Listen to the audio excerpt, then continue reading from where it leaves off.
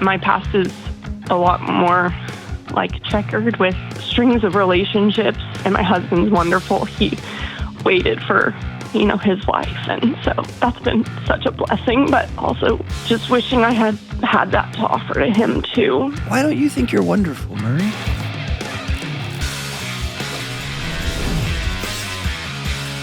What's going on? What's going on? This is John with the Dr. John Delony Show, taking your calls on your marriages and your relationships and your mental and emotional health, whatever you got going on in your life.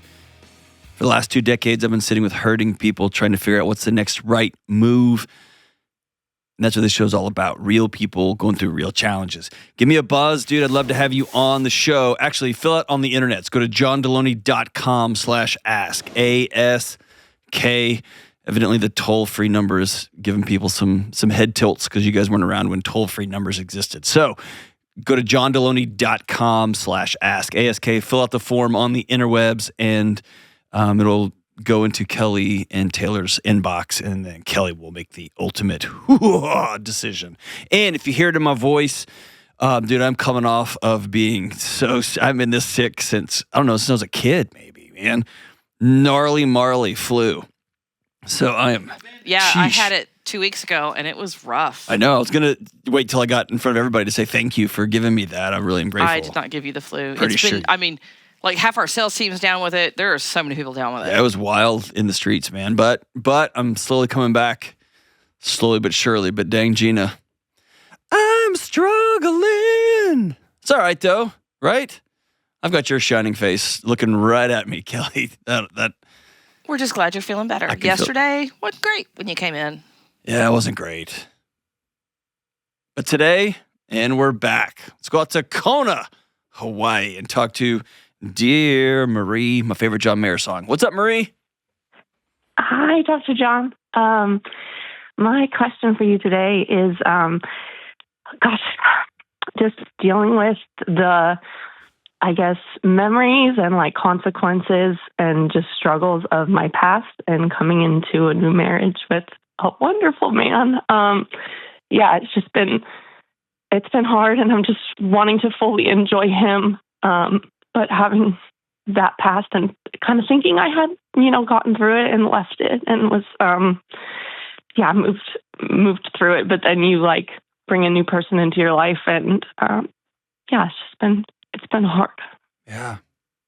Well, thanks for calling. Tell me about yourself a little bit. Yeah. I'm 28, and my husband and I met only a year ago. But we are both believers, and so just right away we knew that this was the person God had been preparing us for. And, believers, like Christian faith believers? Yeah. Okay.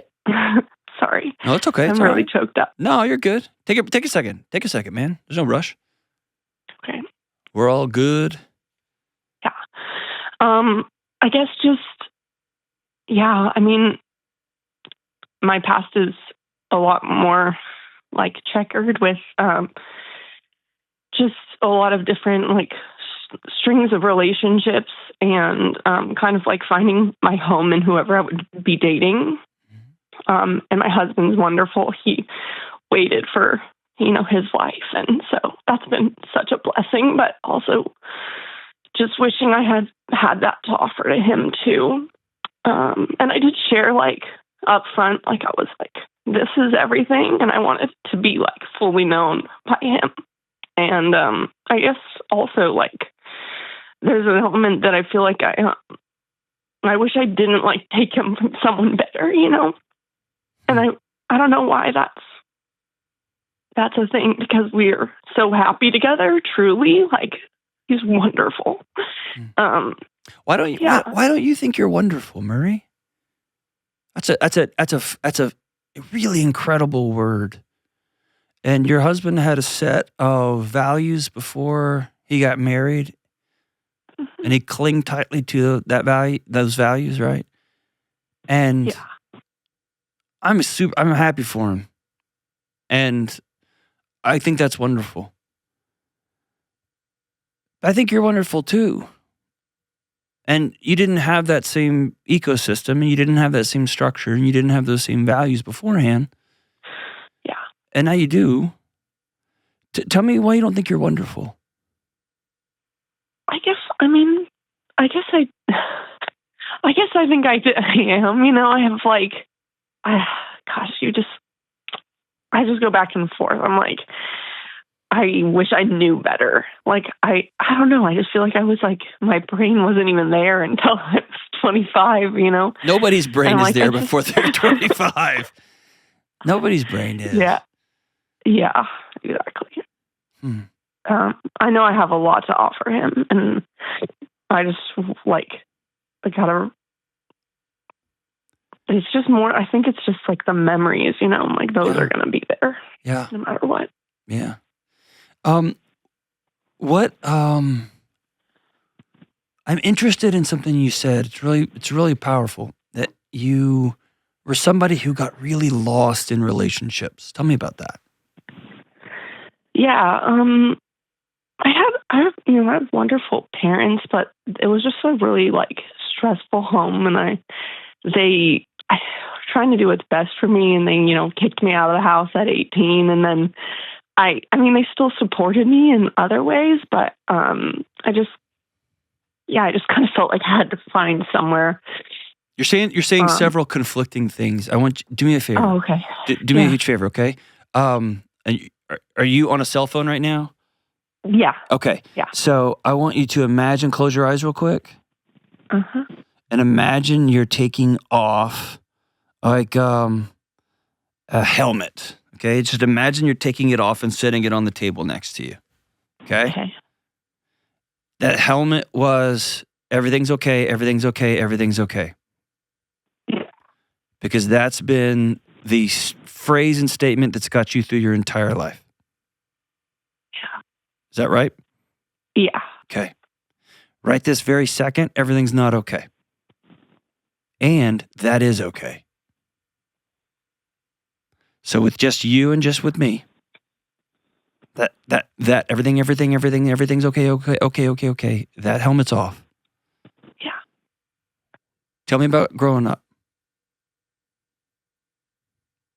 Just a really stressed out family. Okay. I don't have a ton of memories of it, but my sister is older than me, and she, she held a lot of anger and then of what she went through, and I think I just blocked it out mostly. So what I remember of the stress is from secondhand from her telling me. Okay. But that stress is encoded in your nervous system. Yeah. Okay. Now, I would tell any young girl to be careful about sexual exploitation. Okay.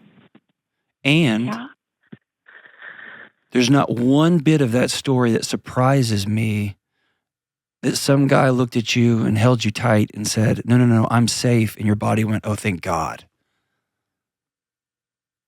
And then when you found out that guy was a creep, that you found somebody else who, at least for a short minute, would say, no, with me, you're safe. Yeah. Right? Yeah. So I would never, I wouldn't recommend somebody take that path, but I wouldn't blame somebody for it either. Do you get what I'm saying? Yeah. Yeah. So exhale for a second. And I want you to hear the words that I'm saying really clearly. You did what you had to do to survive. And you're here. Do you hear me? Yes. Okay. Now tell me about this knuckleheaded boy you married. He's awesome. He's kind of a redneck. He works on cars, and he's comes from a really good family. He's got a twin sister who loves him, and his whole family is just wonderful. And he's in the military, and he works on airplanes, and he loves me. And I do think it's the first time I've actually felt safe. I know you use that word for the other relationships, But they were all pretend safe. That's right. You're exactly right. You nailed it. They were all pretend safe. Yeah. Yeah. But it just meeting him, I knew that he really sounds cheesy, but really saw me. And does he lie to you? No. Okay. So here's what I want you. Here's the thing. In the moments you don't believe yourself, I want you to believe him. Okay? Yeah. Yeah. In the moments that those fleeting moments when those old memories pop back in your head of things you did, people you were with, when they pop back in your head, you have a choice. Do I want to meditate on that? Do I want to think about it? Do I want to fantasize about it? And by the way, like, let's just be super honest. There was probably some excitement and some fun and some rambunctiousness back then that probably part of you misses. Is that fair? No, I don't think so. I don't think I miss it. I want it to stop coming through my head. Okay, that's, man, amazing. That's awesome. I love being wrong on that. So when it lightning bolts in your head, here's the two things. I want you to exhale, and I want you to know you've got a choice about what you think about next, but you have to have something ready. Okay. Will you keep a small picture of you and him together? Or a picture of him all grimy working on a car? I don't know what you think is hot. I don't know what, Marie. I don't know. Yeah, that's it. But like, will you keep a picture in your back pocket or on your phone? And when one of those lightning bolts pops in your head, you just exhale a second and you stop and focus on him? Yeah. And here's the deal. Over time, those lightning bolts will get fewer and fewer and fewer and fewer. And also, I want you to begin carrying around a small journal where you begin to write down those awful thoughts you have about yourself, because you talk about yourself in a way that you would punch somebody through a wall if they talked about someone else, right? Yeah. Yeah. Don't talk to my friend Marie that way. Don't talk to your husband's amazing wife that way. You know what I mean? Yeah. You survived. You're here. Yeah. And so here's the deal. I want you to write those down. Those times you think he doesn't deserve me. I'm keeping him from another more special woman. I want you to write that down. Get that sentence out of your body. And if you want to be extra brave, tell your husband, as a part of being married to me and a part of my healing, I want to begin to love myself as much as you love me. I feel how much you love me. And sometimes I don't even get it. It doesn't even make sense. But I want to try. And so maybe once a week, I'm going to read you 4 or 5 or 7 crazy thoughts that popped in my head. And I just want you to answer yes or no. Will you hold my hands when I read them? Okay. I took you from some other more amazing woman than me. He's going to laugh at you with his redneck hee-haw and whatever. Say you're crazy. Next one. Right? Yeah. And how gangster are you feeling right now? 50%. 50% gangster, that's enough for me. How old are you? I'm 28.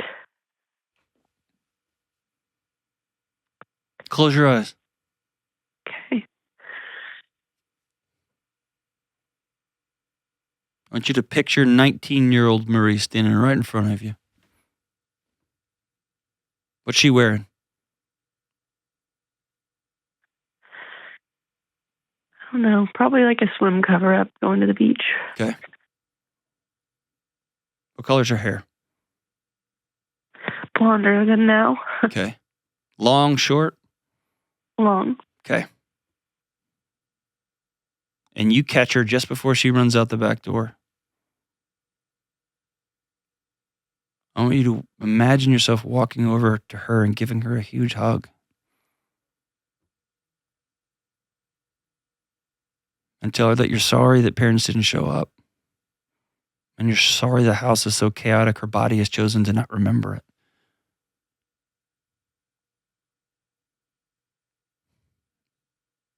And that you're going to do what you have to survive, but when you're 28 years old, you're going to meet an amazing man that's going to provide some stability, and he's going to have an amazing family. By the way, not perfect. You're going to find out they're crazy too. Every family is crazy in it.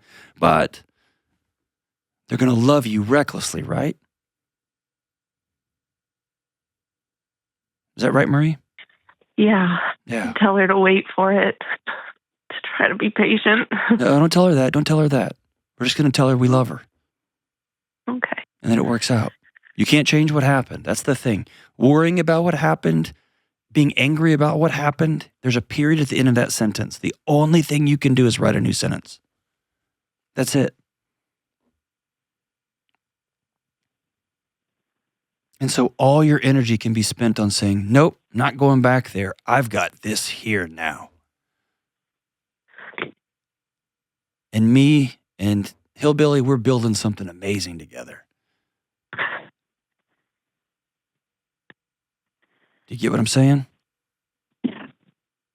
He chose you. He chose you. That tells me you're worth being chosen. He may be wonderful, but I think you're wonderful too.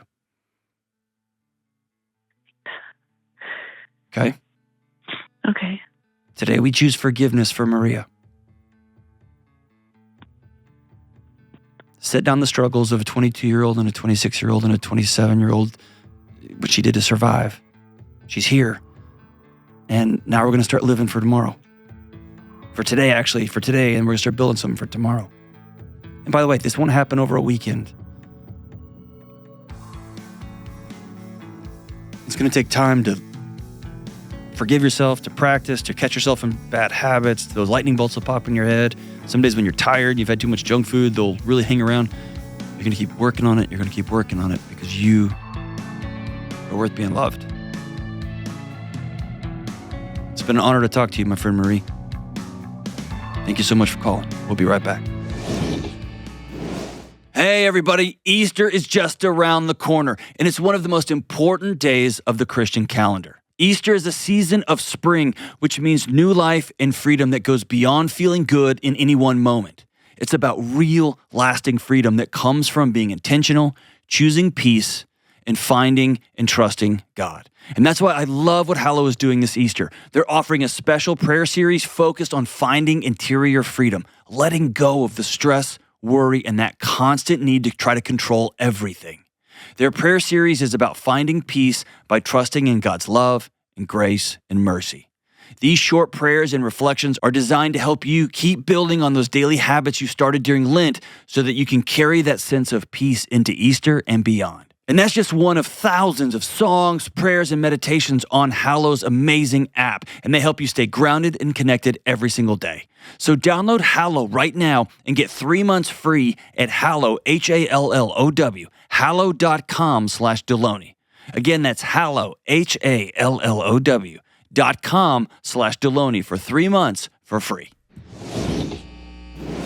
All right, let's talk about Delete Me, my go-to provider for online safety, security, and peace of mind. Please don't skip past this. Listen, we all know that we live on the internets all day, every day. And I wish this wasn't the case, but it doesn't matter. It's here and it's happening. Everything in my life and everything in your life takes place over the internet. Our work, our health portals, our personal messages and communications, where we live. We buy most of our things on the internet now. It's where so much of our life exists. And because so much of our life takes place on the internet now, somehow it just became normal over time to just give away our address or our email addresses or our phone numbers to random companies who then turn around and sell them to other companies. Ugh.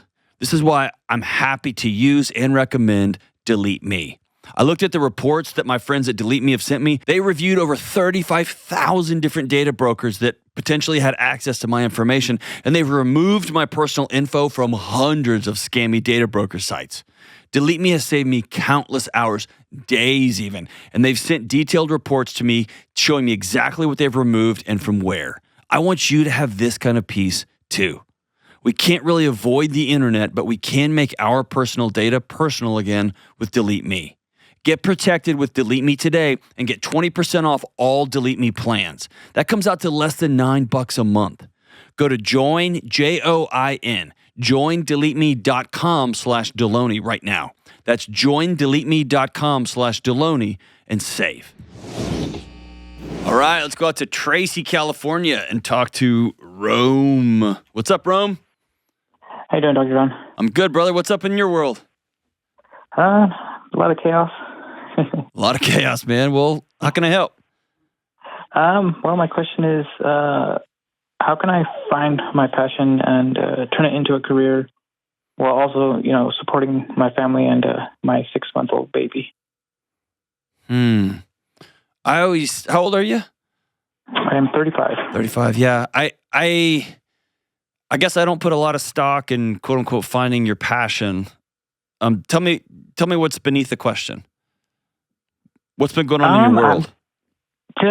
I've just realized that I keep finding dead-end jobs, meaningless jobs that I want to find something that I could possibly enjoy doing, for the next 30 years. And also being able to be home and, provide for my family.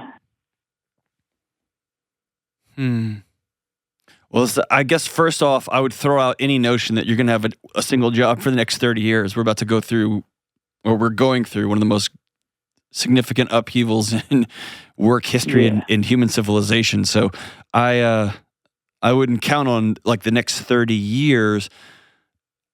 Often when people ask me the question you're asking me when I'm out on the road, it comes from a different place. And that is, you're trying to find a place that you can go, a thing that you can do that will make you feel like you're finally worthy or finally have some sort of purpose in the world. Does that sound right? That's correct. So tell me, since you've been 21, that's the last 14 years, bouncing around from job to job to job,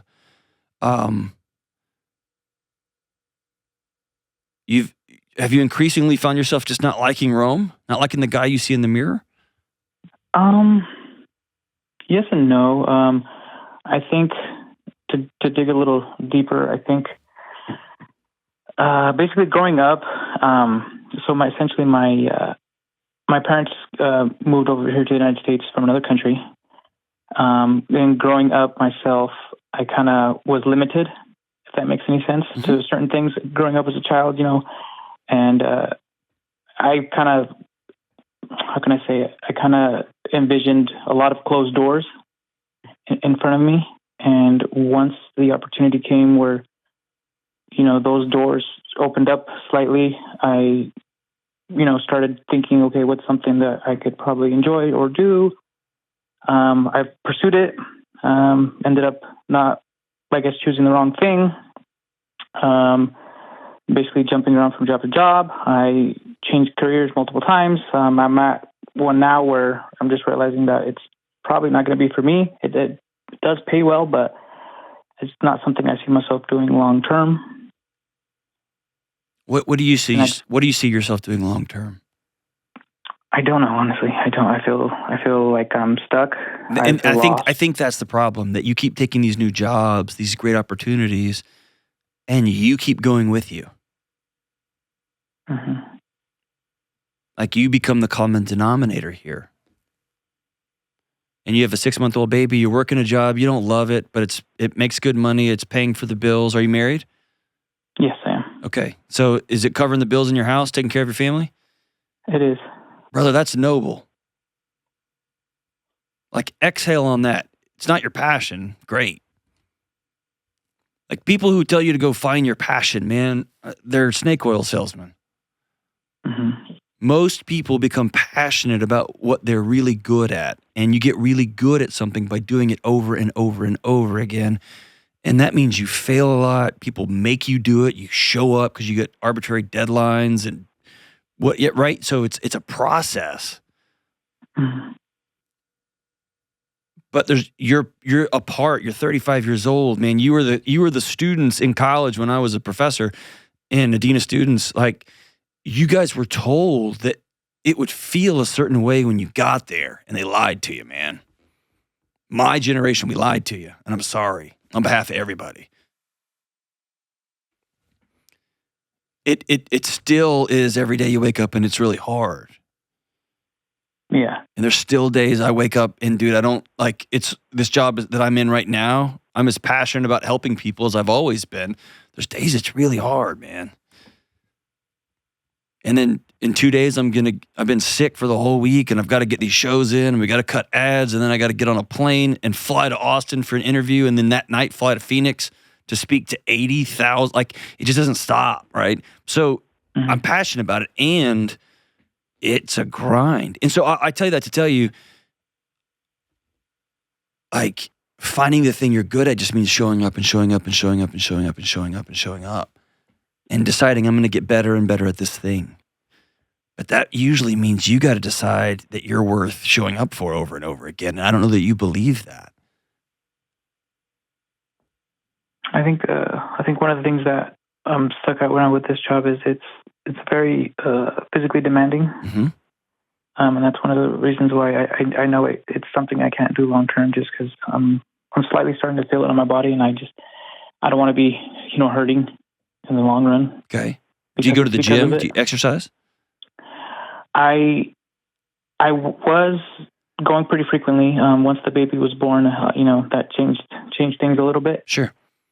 And I just got to the point where I felt like I was overworking my body with going to the gym and also my job. It became too much, I think, physically. So I'm going to hook you up with my friend. My friend Ken Coleman's got a career assessment. I want you to take it, okay? So I'm going to give it to you for free, okay? And it comes with a book. I'll send you all that stuff for free, okay? It's called Work You're Wired to Do. I'll send you all that, and you can take the inventory. The bigger thing is beneath all of that. Do you like being a dad? I love it. It's the best thing ever, honestly. Do you like being a husband? I do, yes. I have an amazing wife. Okay. Does she work? Yes. Okay. I would love to see you stick at something for a season and just make a commitment to yourselves. I'm not going to quit for 2 years. I'm going to grind it out, or I'm going to do this job and I'm going to take a side hustle job too. And I'm going to begin to get my fingers and toes wet in a lot of different things. But I think if you were to quit this job and to go start a new job, within 6 months, you would find a reason why this job wasn't going to be, quote unquote, your long-term job, because you don't have a vision even for what that long-term job is, because you don't have a vision for what it looks like to look in the mirror and just be happy with Rome. And so everything you're chasing is always going to be out there, out there, out there, out there. Does that make sense? Maybe I'm out to lunch, man. I'm okay if I'm completely missing the mark here. No, I think you're pretty spot on. Okay. Did somebody tell you weren't enough? No, not necessarily. I think growing up, I never had any form of guidance, I guess you could say. Okay. I was just kind of figuring life out as I went along. Yeah. Your parents were just hustling and hustling?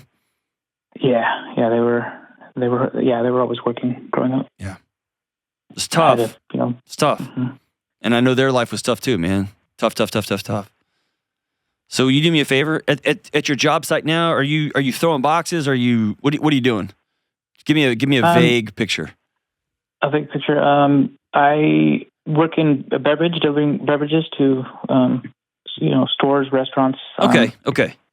Groceries, and so I'm basically breaking down pallets worth of product and moving it along as I go. And okay, it's very physically demanding. There you go.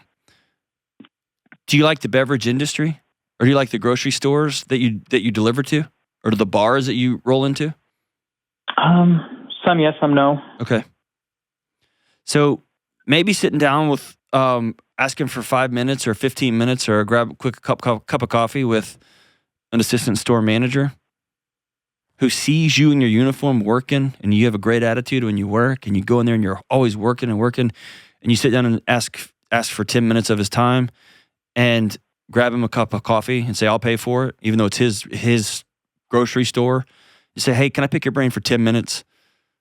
What's it like being a manager of a grocery store? Because I'm interested in this industry, but I might trade. I might be looking to shift, and I just want to have a conversation with somebody about that. Or if you like walking into a bar in the morning in the light and it's smoky and somebody's sweeping it up, you think, man, this would be a fun life. I'll sit down and talk to the owner. Or you're dropping, I don't know, food off or you're dropping drinks off at a local gym.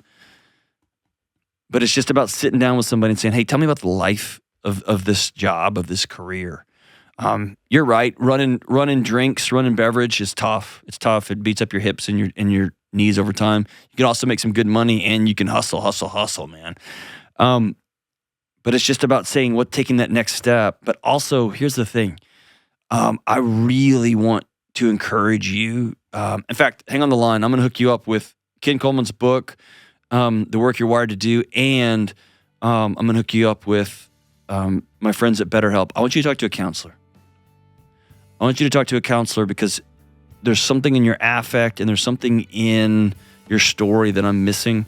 But I think it's weighing heavy on you because wherever you're going, you keep going with you.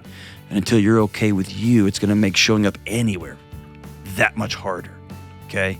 So hang on the line here, brother. I'm really grateful for the call, Rome, and congratulations on being a good dad and for having a new baby and for being a good husband. You're showing up and putting food on the table, which is what you got to be doing in this season. But I think you're right. There may be more out there in the world for you. So hang on the line here, brother. We'll get you hooked up with some good resources. We'll be right back. All right, let's talk Trainwell. Cutting corners with our physical fitness won't cut it. Whenever I try to just wing it and I don't have like a specific plan or any workout goals, I just end up skipping workouts or I make a lot of excuses and I just don't get anywhere with my workouts. And I hear from a lot of you and you guys are all feeling the same thing. If we want real progress towards our fitness goals, we got to have a real plan. And Trainwell's got just the plan for everyone. Trainwell offers tailored workouts with step-by-step guidance from real people. And that means it's not just an app and it's not just a personal trainer, it's the best of both. To get started, you just get online and answer a few questions about your fitness journey, and you hop on a chat with an expert trainer to discuss your goals and make a personalized plan. And then it's time for you to go get after it. As you complete workouts, your trainer will keep changing and tweaking them to help you get stronger and better. I use it. My wife uses it. Some of our friends use it. We've been using these workouts, and Trainwell takes away our excuses and makes working out easier. If you're ready to start taking control of your physical health, take the quiz to find your perfect trainer at trainwell.net/Delony today. And right now they have a special offer for my audience, $89 a month when you lock in your plan. Plus they're going to throw in 14 days of free intensive personal training. Go to trainwell.net/Delony. That's train, Train, trainwell.net/Delony. All right, let's go out to Chicago, Illinois and talk to Not So Plain Jane. What's up, Jane? Hi. My question is, I was wondering how I could get my family to attend church despite my husband's resistance. I don't know. Best of luck to you, Jane. I don't know. Tell me about it. So when we first got married, we used to go together all the time. We've been together, over 10 years now. And over the years, he's just stopped wanting to go. I still go. I like going. My kids like going. But it's hard when we're not all together. You know what I mean? And we've been Tell me about that being hard. Like it's hard, like logistically, or it's hard emotionally? It's embarrassing. Yeah, because, tell me about it. Well, so I'm a firm believer in God and everything happens for a reason, and he plays a big role in our lives, and even when you think he's not listening, he is, you know? Okay. My husband doesn't have the same belief. He doesn't, I don't think it's really like the church going that's bothering me. It's like the lack of faith. Yeah. And I don't know, I know I can't force anybody to do anything, but I just thought when, the first however many years that it was a part of his life, and it turns out it's not anymore, and that matters a lot to me. Yeah. So, was he hurt by the church growing up? He says it was his parents. Okay. Tell me about So that. I don't know. Trying to get him to talk about it is like pulling teeth with no Novocaine. Yeah, man. So I wonder if there's some pretty serious hurt down in there, and he may be not wanting to talk to you about it because he doesn't want to hurt what he sees that you hold so valuable, right? Mm-hmm.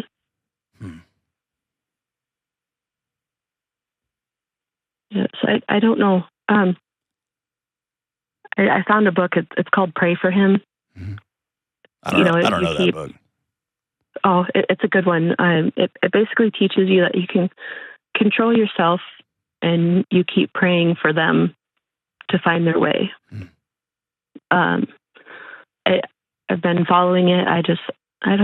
It just doesn't feel like he's wanting to change his opinions or feelings or thoughts. And I don't know if it's worth pushing or if I just need to like stay back and be quiet about it and just keep going with the kids or like, you know.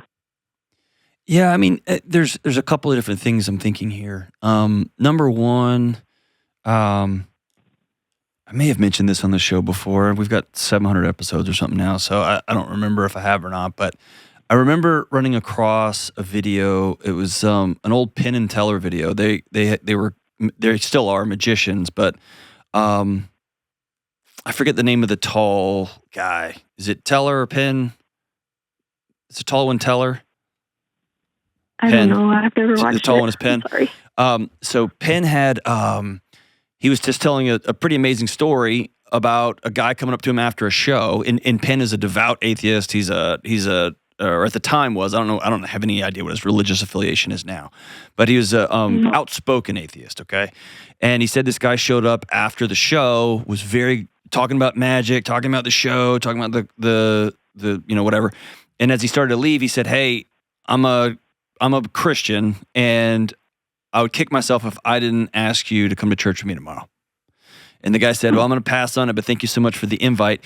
And Penn, I remember he was doing it on his phone. It was a small video on his phone. It was before everybody did this, like on social media.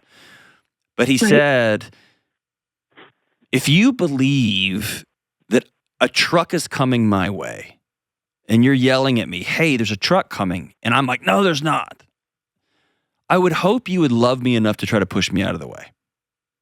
Right.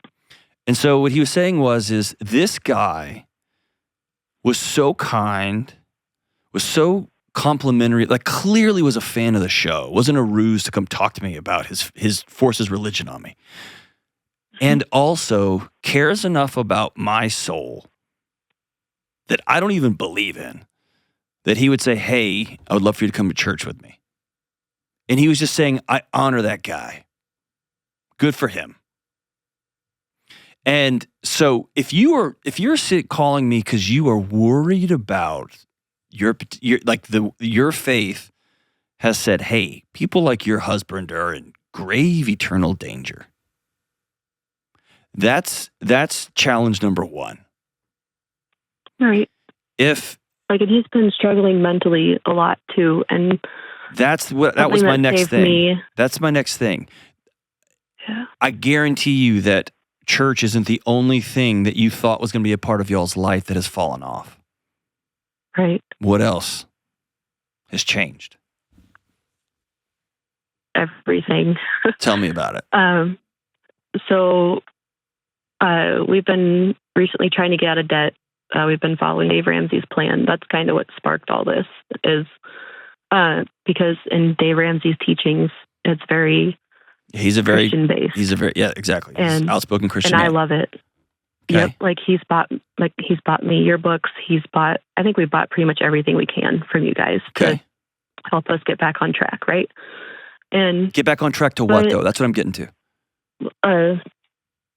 Just being happy, being able to be in a place where we can not have to worry about money or anything, like the daily struggles, like to a point he doesn't have to go to work. He can go to work. You know what I mean? Okay, but dig underneath that. What has changed? You're talking all about symptoms. What has changed? our marriage. Tell me about it. What has changed? We're different people now than we were when we got together. Of course you were. There's just a lot of things that have. What are they? Start spitting them out. I don't know. Do y'all vote? Did he change the way he votes now? No. Does he change the way he dresses? No. Does he start listening to Morgan Wallen all of a sudden?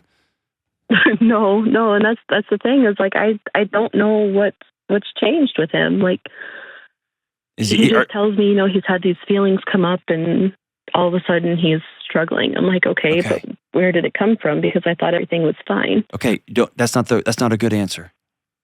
I know. I don't know what to say. I'm sorry. When your husband comes to you and says, "Hey, I don't know where they're coming from, but all these feelings are coming up inside of me," take both of his hands and hold one of his hands and take the other hand and put it behind his neck and look him in the eyes and say, "I'm so grateful that you told me. Thank you. I believe you." Yeah, I'll have to try that. Please do that right when you get off this call. Okay. For a man to say that to his wife, I'm speaking generally, that's a guy on the edge saying help. That's what I'm afraid of. Okay. Yeah. And when you say, "I thought everything was fine," he goes, "Oh yeah, crap. Keep that bottled up." Right. Okay.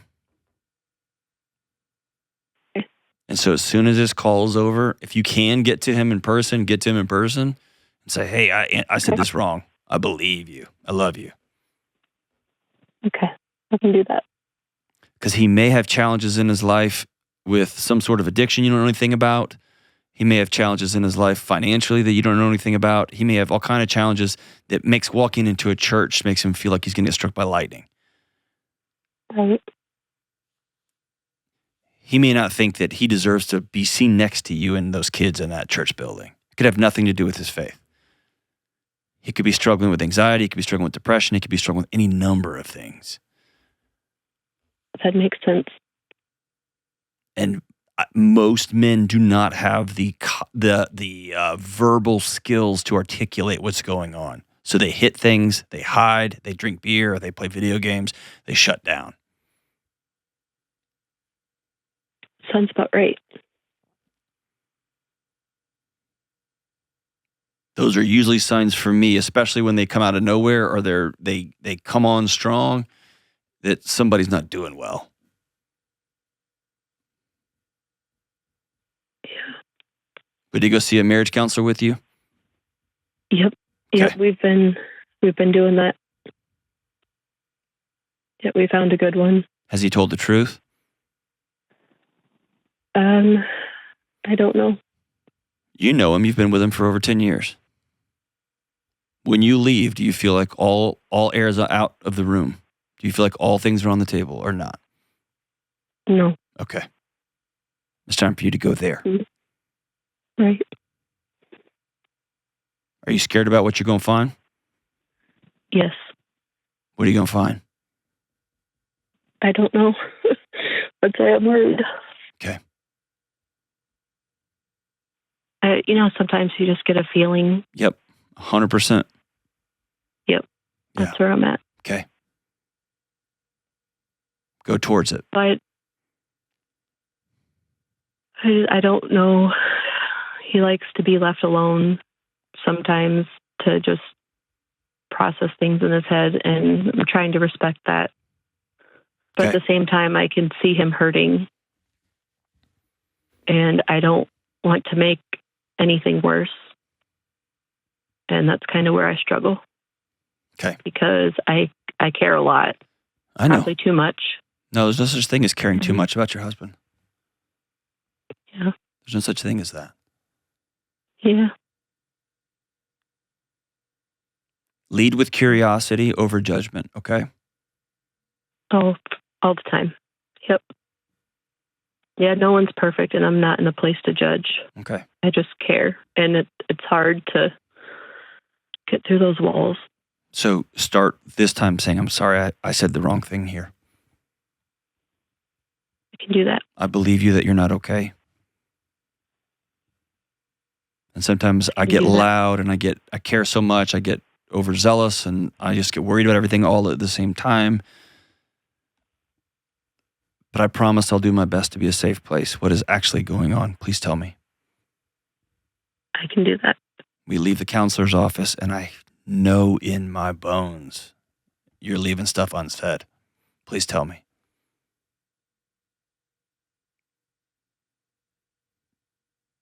I can do that. Are you safe? Yes. Okay. Yes, we're safe. All right. Today's the day. Yeah, Today's the day. Yep, it is. All right. Yep. I'm happy to talk to him, too. He sounds like he's a good man just going through it, huh? Oh, yeah. Yeah, he's one of the good ones. Okay. He's just hurting, I think. Turn the lights on for him. And it might be standing in that first initial blast. I just need to be by myself. I'm not going to leave you alone on this one. Right. It has no point in being married if you're going to leave each other alone. I know. I'm not going to leave you alone on this one. Usually I'll respect that, but not today because I see that you're not okay. I can tell him that. It's easy. With one hand on the back of his neck. Okay. Okay? I can do that. All right. Let me know how it goes, Jane. Call anytime, okay, sister? Thank you. All right. You got it. We'll be right back. This show is sponsored by Betterhelp. All right. You've heard me say this 1,000 times, and I'm just going to keep saying it. You're worth being well. And I think therapy can help. Look, I see a therapist, and I think a lot of you probably should too. But let's be real. Taking that first step to see a therapist can feel overwhelming. Maybe it's the time commitment. Maybe you have some preconceived notions about therapy. Maybe it's the cost. But listen, we spend time and money at the gym on organic groceries. Some of you are essential oil people. Some of you have tracker watches. Some of you just knit all day. I don't know what it is, but when it comes to our mental and emotional well-being, we don't want to spend the money. We don't want to spend the time. We hesitate. Your mental and emotional health are just as important as your physical health. And the good news, Betterhelp makes therapy more affordable and more convenient than ever. Since it's online, you can talk with your therapist when it works for your schedule. No waiting rooms, no long commutes, and no 6-month waiting lists. You just get online and fill out a short survey, and they'll match you with a licensed therapist. And if it's not the right fit, you can switch therapists at any time for no extra cost.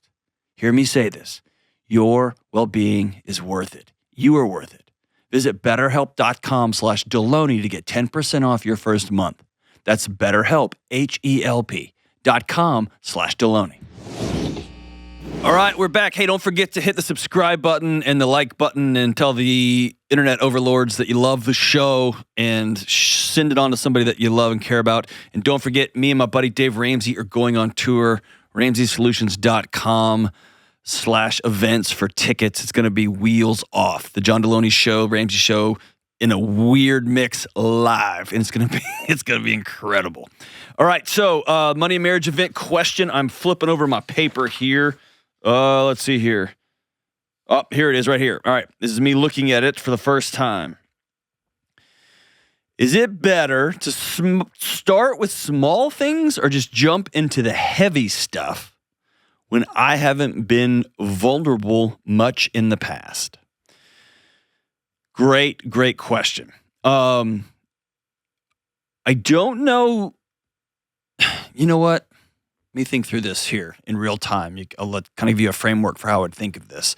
So I guess caution number one is, yes, if you've never been vulnerable in your marriage before, if you've never talked about really heavy stuff or past abuse or past, sexual past, anything like that. If you've never talked about those things in the past and one day you're like, hey, I need to be vulnerable, blah, and let's pretend this is a husband and your wife's making dinner. Your wife's walking in from her job as an attorney holding a briefcase and she's like, what? And you just vomit. I wouldn't start like that. So number one, environment's going to be important. Where are we going? And we're going to set that up. Hey, I'm going to practice being vulnerable here. I've never done this before. I'm so nervous. And I got some big things to talk about and I got tons of stuff. I've just kept bottled up forever and I don't know how to do this. So this Saturday, we're going to go to breakfast and I'd like to take you. I've made childcare arrangements. I want to take you out. So you're setting the context, you're changing the environment up a little bit. That way it's not like there's not dirty dishes over here or a baby crying over here or a gutter that needs fixing over here. Y'all can get away and just focus on each other. That's number one. Number two, I would suggest starting with small things in equal parts for you and for your partner so you can practice. And small things might be, hey, I've never told you this. Like, whenever I come home and you've made dinner, husband or wife, I feel so loved. It's amazing. I've never told you this. Those red shoes are embarrassing to me. And I kind of want to set my rods and cones on fire so I can't see color anymore because I hate them so much. Right. Like little things like that. They're kind of fun, kind of silly, kind of little, kind of whatever. And then lead into the big stuff. If there's big stuff that's kind of just hanging out there, I've been cheating on you. Your dad did this and you didn't know it, that kind of stuff.